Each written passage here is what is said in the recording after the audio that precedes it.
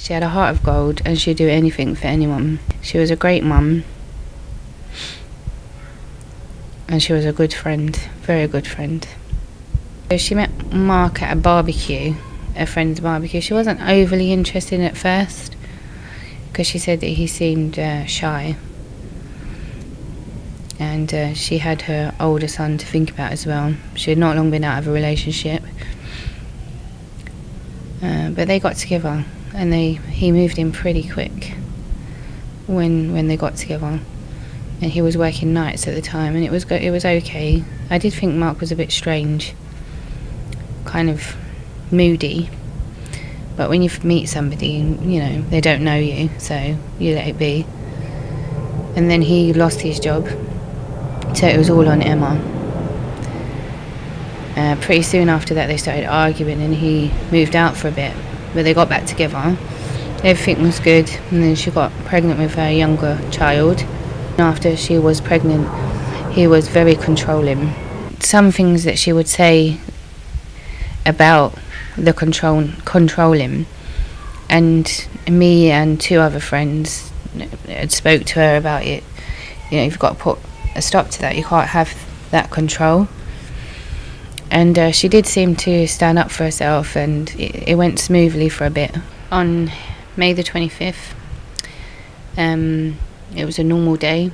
Emma had dropped her youngest child to school from breakfast club. I got a phone call from her eldest son that he's come back from school and Mark was downstairs and he was shouting at him. So I told her eldest son to come over. As he was on his way to mine, Emma had come up the road and was at the school picking up her youngest child. So Emma rang me if I could just walk her home, just to make sure that he didn't start anything. We were walking up the hill and we turned the corner and there he just came out of nowhere. There's a little alleyway and he just came out of there screaming and shouting. I told Emma's oldest child to take the youngest child back to my house straight away because they didn't need to see arguments. He was screaming and shouting at Emma that he can't afford to pay child support. He was irate, he was drunk, you could see he was drunk. A few people walked past and he was quiet. And then I managed to speak to him. He was showing me the paperwork and I said to him, look, this is not resolving anything, you know, why don't you go? Because he was going on about he's going to get fired. He was calm. Emma went to walk off this way. I turned around and said to him, look, I will speak to her. We'll set up some meeting. We can sort this out.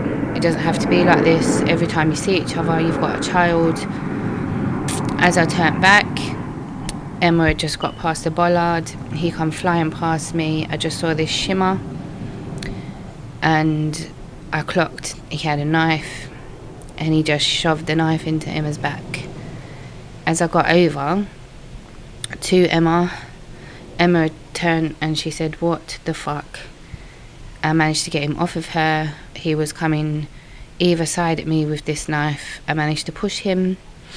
Then he took off up the road. And as I turned around, Emma just went on the floor. But he was extremely calm when he done it. And Emma was on the floor and there was just blood pouring out of her. I was trying to stop the bleeding. Two people came out with me screaming. I managed to ring 999 for an ambulance. An ambulance lady was there telling me what to do for Emma.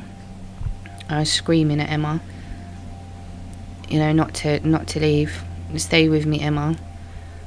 Her eyes started rolling. There was just blood everywhere. As the ambulance man was saying she was dead, Mark's mum pulled up.